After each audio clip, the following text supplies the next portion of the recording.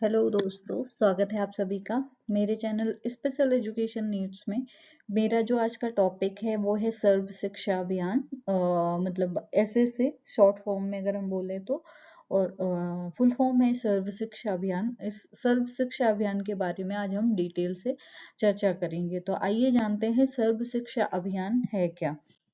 सर्व शिक्षा अभियान the education for all, मतलब सर्व शिक्षा अभियान जो है वो है एजुकेशन फॉर ऑल। सर्व मतलब सभी के लिए, शिक्षा मतलब एजुकेशन, और अभियान मतलब एक्ट। तो ऐसा एजुकेशन जो सभी के लिए हो। सर्व शिक्षा अभियान में सब पढ़े और सब बढ़े, जैसे कि इस वीडियो में ऊपर दिख रहा है, इसका लोगो दिख रहा है, सब पढ़े और सब बढ़े। तो सर्व शिक्षा अभियान सभी के लिए होता है, इसमें कोई लेबल नहीं होता है।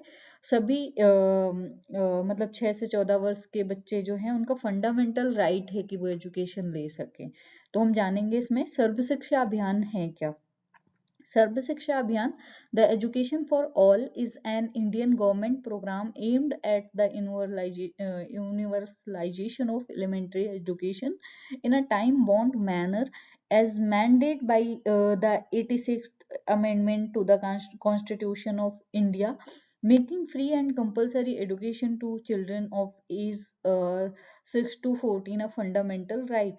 The program was pioneered by Atal Bihari Vajpayee. मतलब जो ये सर्व शिक्षा अभियान है, सभी के लिए शिक्षा, एक भारतीय सरकार का कार्यक्रम है जिसको मतलब गवर्नमेंट ऑफ इंडिया ने ये प्रोग्राम बनाया, जिसका उद्देश्य ये है कि समयबद्ध तरीके से प्रारंभिक शिक्षा का सार्वभौमिकरण करना है। जैसा कि भारत की संविधान में 86वें संशोधन द्वारा 6 से 14 वर्ष की आयु के बच्चों को मुफ्त और अनिवार्य शिक्षा के को मौलिक अधिकार बनाया गया है, और इस कार्यक्रम का बेड़ा अटल बिहारी वाजपेयी ने उठाया था। मतलब जो ये एसएसए है, इसका बेड़ा किसने उठाया था? अटल बिहारी वाजपेयी ने। और ये जो सर्व शिक्षा अभियान है, इसमें सभी के लिए शिक्षा है। जो 6 से 14 वर्ष के बच्चे हैं उनको मुफ्त और अनिवार्य शिक्षा का मौलिक अधिकार बनाया गया है। तो जो ये कार्यक्रम है ये गवर्नमेंट ऑफ इंडिया द्वारा बनाया गया है।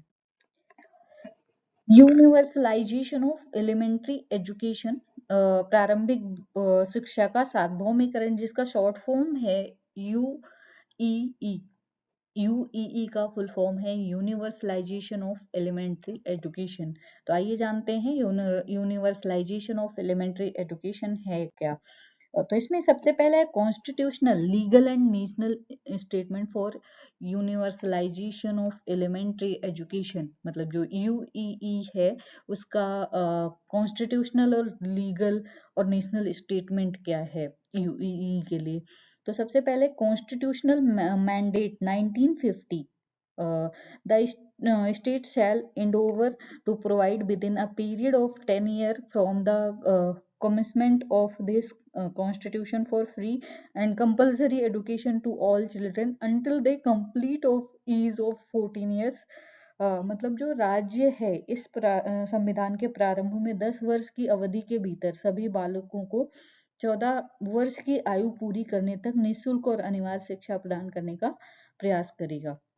जो कॉन्स्टिट्यूशन में 1950 में मैंडेट कर दिया गया कि जो राज्य है संविधान के प्रारंभ में 10 वर्ष की अवधि के भीतर ये बोला गया कि सभी बच्चों को 14 वर्ष की आयु पूरी करने तक निःशुल्क और अनिवार्य शिक्षा प्रदान की जाएगी, और ये प्रयास करेगा राज्य। National policy of education 1986, it shall be ensured that free and compulsory education of satisfactory quality is provided to all children up to 14 years, for free and compulsory education to all children until they of age before we enter the 21st century। राष्ट्रीय शिक्षा नीति 1986 में ये था कि ये सुनिश्चित किया जाएगा कि 14 वर्ष तक के सभी बच्चों को संतोषजनक और गुणवत्ता की मुफ्त और अनिवार्य शिक्षा प्रदान की जाए।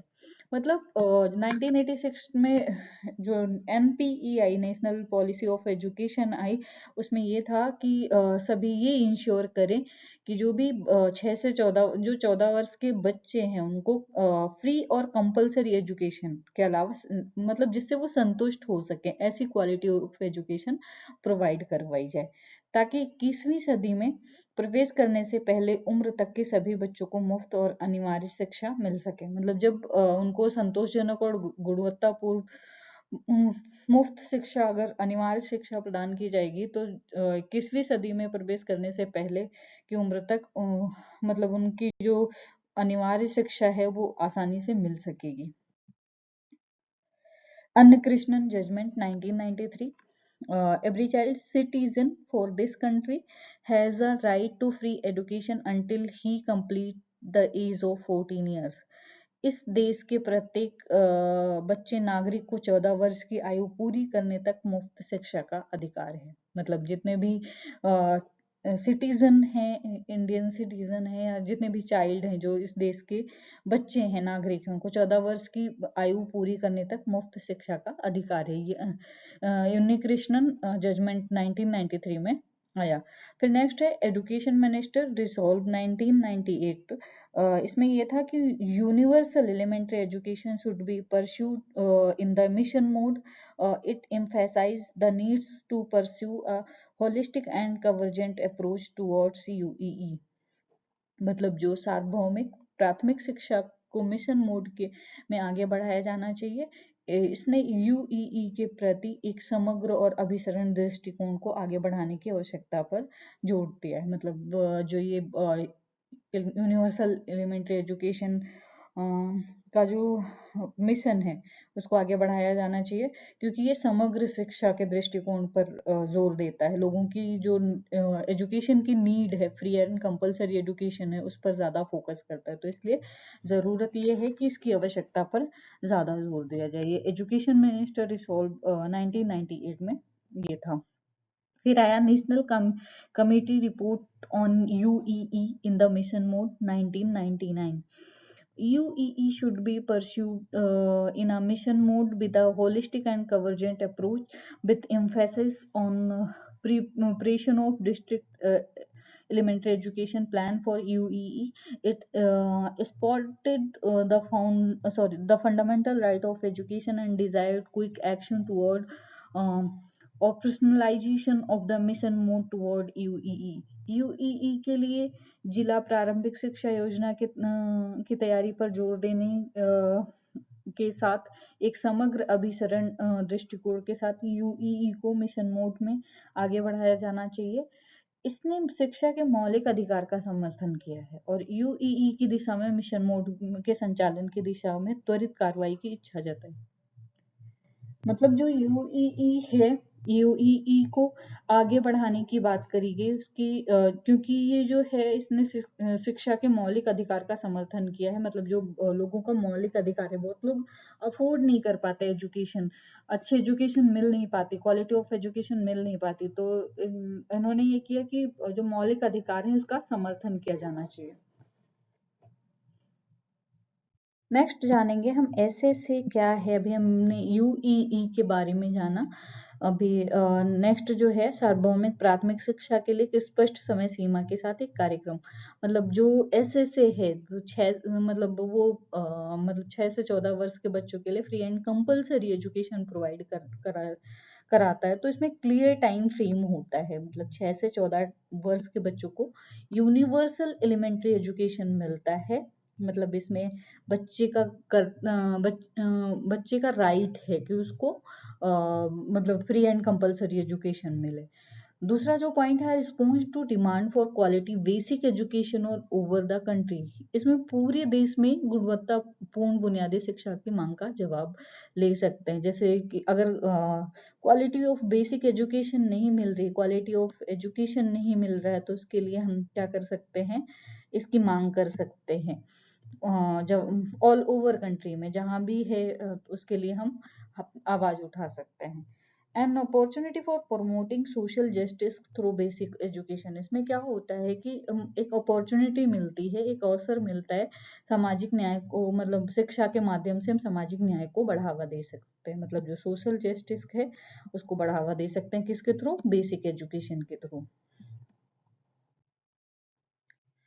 An effort at effectively involving the Panchayati Raj institution, the school management community, the village education committees, the parents teacher association, the mother teacher association, the tribal autonomous council in the management of elementary schools. इसमें प्राथमिक विद्यालयों में प्रबंधन में पंचायती राज संस्थाओं, school प्रबंधन समिति, ग्राम शिक्षा समिति, माता पिता शिक्षक संघ, मातृ शिक्षक संघ, जनजातीय स्वायत्त परिषदों को प्रभावी ढंग से शामिल करने का प्रयास किया था। मतलब जो एसएसए है, एसएसए में क्या एफर्ट किया गया कि इफेक्टिवली इन्वॉल्व हो सके जो भी पंचायती राज इंस्टीट्यूशन है या पंचायती राज इंस्टीट्यूट हैं, उनको शामिल किया जा सके। उसके अलावा स्कूल मैनेजमेंट कमिटीज को शामिल किया जा सके, विलेज एजुकेशन कमिटीज को शामिल किया जा सके, पेरेंट्स टीचर एसोसिएशन हो सके, मदर टीचर एसोसिएशन हो सके, और मतलब जो जनजातीय स्वायत्त परिषद हैं वो भी इसमें शामिल हो सके। तो एलिमेंट्री मैनेजमेंट के लिए इन सबको शामिल करने की बात करेंगे। An expression of political will not universal elementary education at the highest level. राजनीतिक शिक्षा की अभिव्यक्ति उच्चतम स्तर पर सार्वभौमिक प्राथमिक शिक्षा नहीं है। मतलब जो राजनीतिक शिक्षा की अभिव्यक्ति जो है उच्चतम स्तर पर सार्वभौमिक प्राथमिक शिक्षा नहीं है।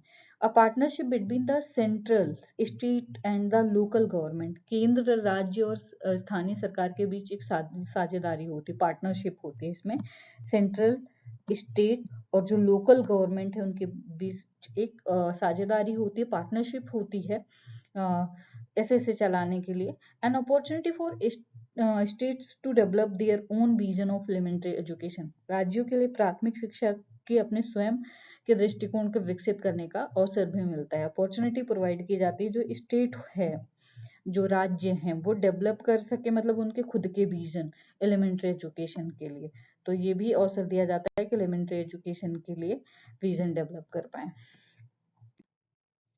एम्स, एसएसए का जो एम्स है वो है to provide useful and elementary education for all children in the 6 to 14 age group. मतलब इसका जो एम है, पहला एम है, लक्ष्य है, वो ये है कि 6 से 14 वर्ष की वर्ग के सभी बच्चों के लिए उपयोगी और प्रारंभिक शिक्षा की बात करी है।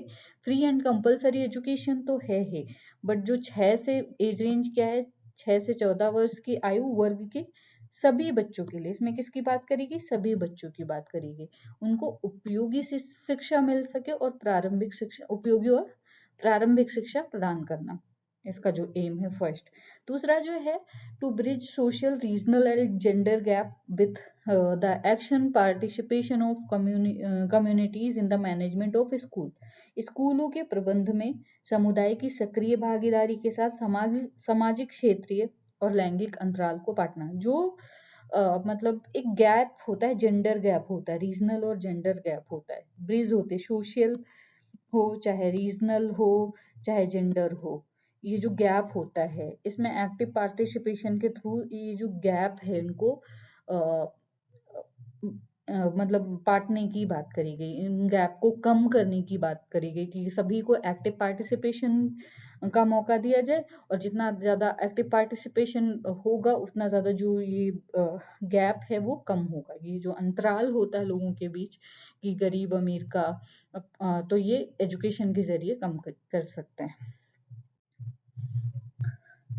To allow children to learn about the master, their natural environment in order to develop their potential both spiritually and materially, बच्चों को आध्यात्मिक और भौतिक रूप से अपनी क्षमता विकसित करने के लिए अपने प्राकृतिक वातावरण के बारे में जानने और मास्टर करने की अनुमति देना। मतलब जो बच्चा जो है आध्यात्मिक और भौतिक रूप से उसकी जो क्षमता है वो अपनी क्षमता को विकसित करने के बारे में जो भी प्राकृतिक वातावरण के बारे में जानने की अनुमति देना चाहिए, क्योंकि जब भी हम जिस समाज में रहते हैं, जहाँ पे रहते हैं, वो बहुत ज़्यादा हेल्प करता है हमें चीज़ों को डेवलप करने के लिए। जैसे उससे हमारी भौतिक और आध्यात्मिक विकास की जो क्षमता होती है वो बढ़ती है, तो इसलिए हमेशा ये अनुमति देना। नेक्स्ट जो है, aim to inculcate value based learning, मूल्य आधारित शिक्षा को विकसित करने के लिए।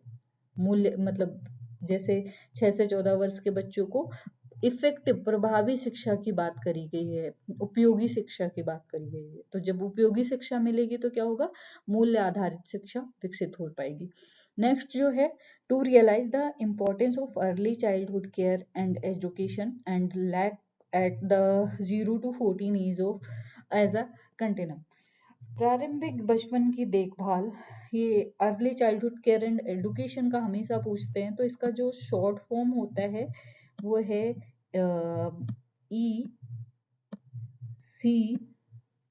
सी और ई, ये हमेशा पूछते हैं इसका फुल फॉर्म क्या है, ECCE। तो E for early, C for childhood, C for care and E for education. तो प्रारंभिक बचपन की देखभाल और शिक्षा के महत्व को महसूस करने के लिए 0 से 14 आयु को एक निरंतरता के रूप में देखा जाता है, मतलब एक कंटिन्यूअस के रूप में एजुकेशन मिलनी चाहिए। ये नहीं कि एक साल ले लिया फिर रुक गए। तो इसमें एज गैप नहीं होना चाहिए, 6 से 14 वर्ष की आयु में लगातार एजुकेशन लेते रहना चाहिए, ये एम है। और इसमें मतलब एक निरंतरता के रूप में देखना। अब इसका जो स्ट्रक्चर है, ऑर्गेनाइजेशनल इंफ्रास्ट्रक्चर है एसएसए का, वो जानेंगे। तो सबसे पहले प्राइम मिनिस्टर होते हैं जो गवर्निंग काउंसिल होते हैं। उसके बाद इसमें एक तरफ तो एचआरएम, एफएम, डाई चेयरमैन होते हैं, प्लानिंग कमीशन होते हैं, थ्री मिनिस्टर ऑफ स्टेट होते हैं, 3 एमपीज होते हैं, 6 पॉलिटिकल पार्टीज होते हैं, रेप्स होते हैं, 6 education minister of state government के होने चाहिए, और 6 teacher union reps, 5 educationist scientist होते हैं, 6 एनजीओ होती हैं, 3 वोमेन ऑर्गेनाइजेशन होते हैं, 3 institutional member working for SC/ST होते हैं, 3 रेप्स ऑफ नेशनल इंस्टीट्यूट होते हैं, और एक्स ऑफिसियो मेंबर होते हैं। नेक्स्ट जो होते हैं, minister for human resource development, executive community, और एग्जीक्यूटिव कम्युनिटी में secretary, SEL project approved board होता है। फिर इसमें joint secretary DG SSA department of SE&L होते हैं। अब इसमें जो एजेंसीज होते हैं वो NCERT, NIEPA, NCTE, IGNOU और TSG एजुकेशन CIL होता है। Monitoring institute, joint review mission education and programme MIS। तो ये इसका एक ऑर्गेनाइजेशनल इंफ्रास्ट्रक्चर है। नेक्स्ट है स्ट्रेटेजीज एसएससी की, मतलब एसएससी की जो रणनीतियां हैं क्या क्या हैं। तो सबसे पहला जो है इंस्टीट्यूशनल रिफॉर्म, मतलब जितने भी इंस्टीट्यूशन हैं, जितने भी एजुकेशन के इंस्टीट्यूट हैं, उनमें सुधार की आवश्यकता है, तो उन सब में सुधार किया जाए। 6 से 14 वर्ष के बच्चों को फ्री एंड कंपलसरी एजुकेशन मिले और क्वालिटी ऑफ एजुकेशन देने की कोशिश करें। दूसरी जो है सस्टेनेबल फाइनेंसिंग, जैसे बहुत सारे लोग हैं, बहुत लोगों को दिक्कत होती है एजुकेशन को अफोर्ड करने के लिए, तो वो अफोर्ड नहीं कर पाते हैं कहीं ना कहीं। तो जो एसएसए है उसने एक ये स्ट्रेटेजी बनाई कि सभी को मतलब फाइनेंस मुक्त किया जाए, कोई फीस नहीं ली जाए, इसलिए 6 से 14 वर्ष के बच्चों को फ्री एंड कंपलसरी एजुकेशन की बात करी गई। नेक्स्ट जो है कम्युनिटी ओनरशिप, मतलब कम्युनिटी को ओनरशिप बनाया जाए ताकि लोग उसके साथ इंक्लूड होंगे, तो सोशल जस्टिस होगा, लोगों के साथ सामाजिक न्याय होगा जितना ज़्यादा लोग एक दूसरे के साथ मिलेंगे जुलेंगे। दूसरी नेक्स्ट जो है कैपेसिटी बिल्डिंग, जो 6 से 14 वर्ष के जो बच्चे हैं उनकी कैपेसिटी को बिल्डअप करने की बात करी गई, कि उनकी जो कैपेसिटी है उसकी मतलब जो क्षमता है उसको बढ़ाई जाए, और उनको फ्री एंड कंपलसरी एजुकेशन देंगे तो इससे उनकी कैपेसिटी अच्छी तरीके से बिल्डअप होगी। नेक्स्ट जो है strategy, main stream educational administration, मतलब समाज की मुख्य धारा से, मतलब एक ऐसी एजुकेशन दी जाए जो लोगों को मेन स्ट्रीमिंग से जोड़े। तो ऐसी एजुकेशनल एडमिनिस्ट्रेशन होनी चाहिए जो जिससे लोग समाज की मुख्य धारा से जुड़ सकें। हैबिटेशन की बात करी गई, अकाउंटेबिलिटी की बात करी गई, मतलब सबकी ये जिम्मेदारी है कि अपने बच्चों को 6 से 14 वर्ष के जो बच्चे हैं उनको फ्री एंड कंपलसरी एजुकेशन की प्रोवाइड करवाएं। एजुकेशन फॉर गर्ल्स, बहुत बार क्या होता था, मतलब लड़कियों को एजुकेशन नहीं मिलती थी, तो इसमें एजुकेशन फॉर गर्ल्स के लिए भी प्रावधान किया गया। नेक्स्ट है फोकस ऑन स्पेशल ग्रुप पर फोकस किया गया। ट्रस्ट ऑन क्वालिटी, इसमें क्वालिटी जो है उस पर ट्रस्ट किया गया। टीचर का रोल बहुत ज़्यादा इफेक्टिव माना जाता है, और मॉनिटरिंग करने की बात करी गई कि जो बच्चे की प्रोग्रेस है या फिर बच्चे की जो नीड है उसकी मॉनिटरिंग करी जाए, ताकि उन्हें इफेक्टिव एजुकेशन मिल पाए, लोग क्वालिटी पे ट्रस्ट कर पाए। इसलिए टीचर इज द हार्ट। अभी जो एनपीई आया है उसमें टीचर को लर्निंग का हार्ट माना जाता है।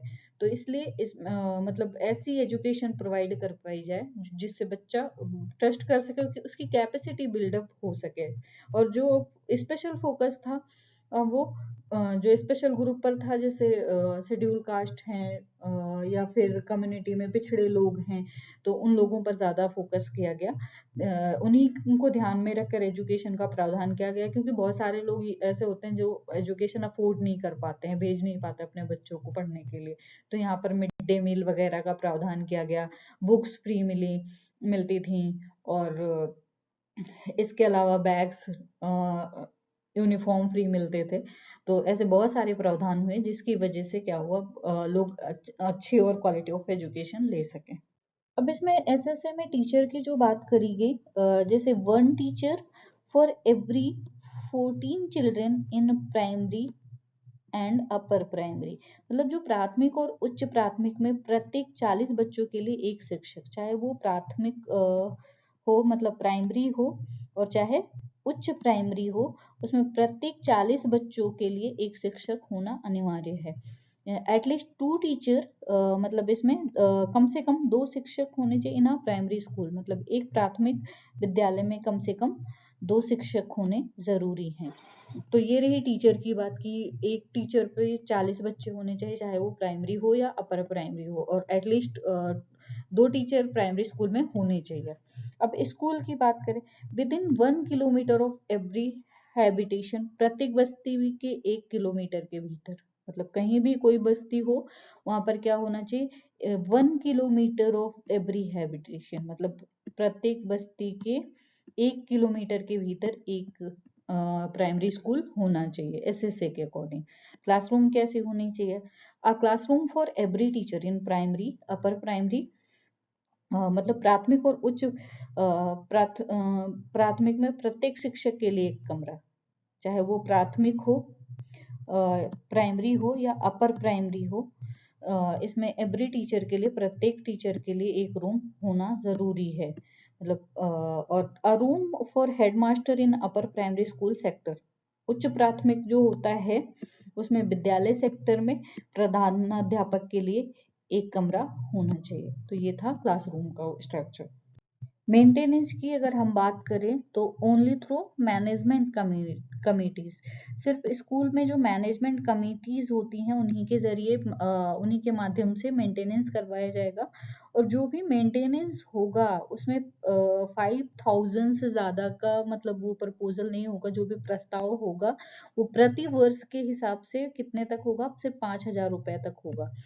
ग्रांट की बात करें तो 2,000 रुपीज पर ईयर पर primary and upper primary school for replacement of non functional school equipment, मतलब जो 2,000 रुपये प्रति वर्ष के, अगर हम बात करें प्राथमिक और उच्च स्कूल जो हैं गैर कार्यात्मक स्कूल के जो उपकरण हैं उनके प्रतिस्थापन के लिए सिर्फ 2,000 रुपये दिए जाएंगे, और इसकी भी रिपोर्ट ली जाएगी। इसलिए ट्रांसपेरेंसी अबाउट यूटिलाइजेशन, जो भी चीज़ यूटिलाइज की जाए उसकी ट्रांसपेरेंसी भी रखने की बात करी गई।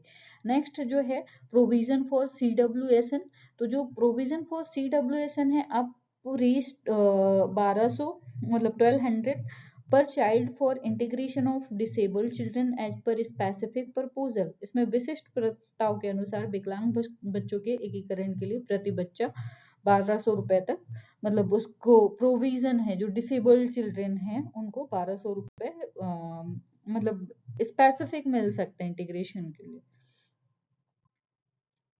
रिसर्च की बात करें तो अप टू रेस 1500 पर स्कूल पर ईयर, मतलब इसमें रिसर्च के लिए प्रति स्कूल में प्रतिवर्ष 1500।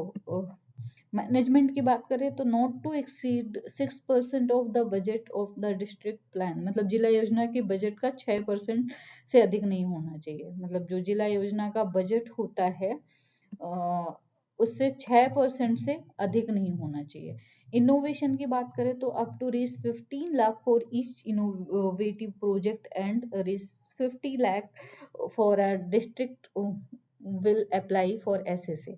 इसमें प्रत्येक अभिनव परियोजना के लिए क्या करते थे, सिर्फ 15 लाख रुपए तक, और जिले के लिए 50 लाख रुपए, मतलब एसएसए के लिए आवेदन कर सकते हैं इनोवेशन के लिए, कुछ नया लाना हो तो। अगर हम बात करें डिस्ट्रिक्ट लेवल पे तो 15 लाख, और अगर सॉरी प्रोजेक्ट की बात करें हम, अगर हम इस तो 15 लाख रुपए जिले के लिए और 50 लाख रुपए एसएसए के लिए आवेदन कर सकते हैं।